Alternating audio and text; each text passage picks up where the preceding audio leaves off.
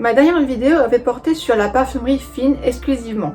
Donc maintenant vous êtes un collab sur qu'est-ce que la parfumerie mass market, la parfumerie sélective et la parfumerie de niche. Mais je suppose que vous imaginez bien que la parfumerie ce n'est pas que ça. Donc aujourd'hui j'aimerais vous proposer une vidéo sur la parfumerie dite fonctionnelle.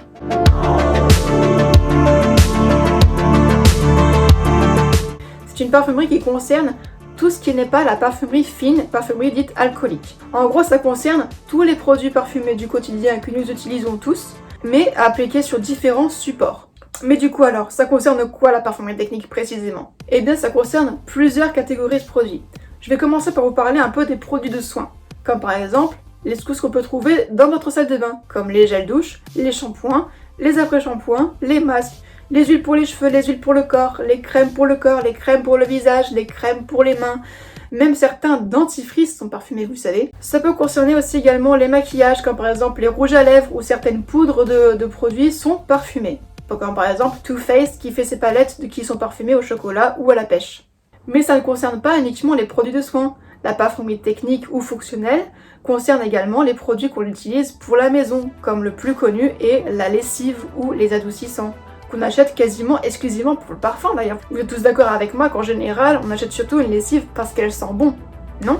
Et d'ailleurs, actuellement, les parfums de type lessive sont très à la mode en parfumerie fine. Donc en gros, on s'inspire de produits fonctionnels pour créer des parfums de produits fines pour se sprayer sur la peau par exemple. C'est incroyable, non? Bien sûr, ça concerne les lessives, mais ça concerne également tout ce qui est spray en aérosol pour la maison, comme par exemple le Febreze, mais également les diffuseurs en bâton ou les bougies parfumées. La dernière catégorie, ce serait les produits détergents, même si on peut les ranger avec la catégorie des lessives, par exemple le Silly Bang, les produits pour nettoyer, Monsieur Propre, la javel qui peut être parfumée, etc., etc., etc.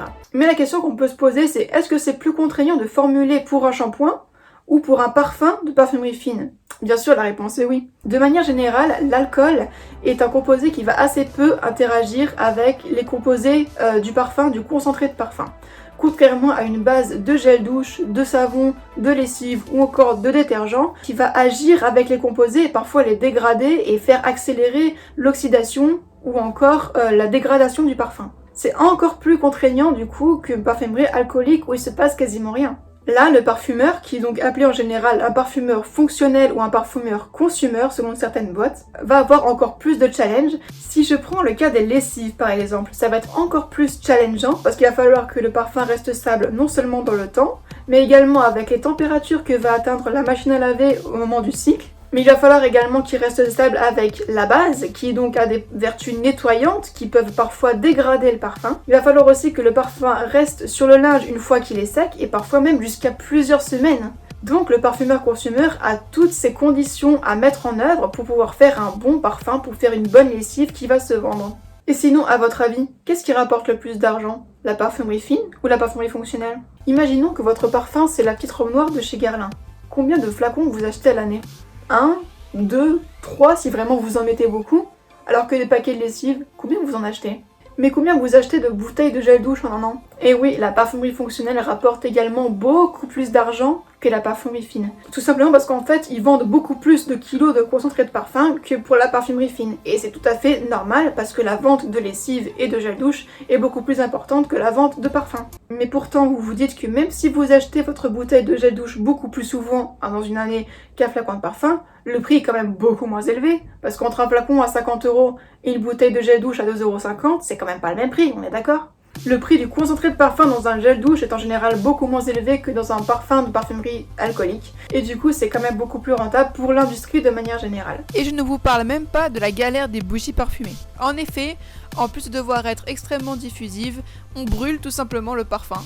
Alors du coup, qu'est-ce qu'on doit retenir sur la parfumerie fonctionnelle? La parfumerie fonctionnelle est donc une parfumerie qui est beaucoup plus attendue que la parfumerie fine. J'ai souvent vu des vidéos YouTube par exemple de filles qui disaient qu'elles avaient arrêté d'utiliser un produit, que ce soit une crème ou un produit pour les cheveux ou n'importe quoi d'autre, parce qu'elles n'aimaient pas l'odeur. Comme quoi l'odeur est vraiment très importante dans tous les produits que vous achetez. Si vous ne prenez pas de plaisir à utiliser, que ce soit au niveau de la sensorialité mais surtout de l'odeur, eh bien vous n'allez pas racheter ce produit. A l'inverse, j'ai déjà entendu des personnes dire qu'elles n'aimaient pas forcément un produit mais que l'odeur était tellement agréable qu'elles continuaient à l'utiliser. Donc la parfumerie a directement un impact sur vous et sur votre manière de fonctionner. J'espère que cette vidéo sur la parfumerie fonctionnelle vous a plu. Si jamais vous avez des questions, n'hésitez pas à les poser dans les commentaires juste en dessous, je me ferai un plaisir de vous répondre. Si jamais ce sujet vous intéresse, je vous invite à vous abonner. Et moi je vous remercie d'avoir regardé cette vidéo et je vous dis à bientôt.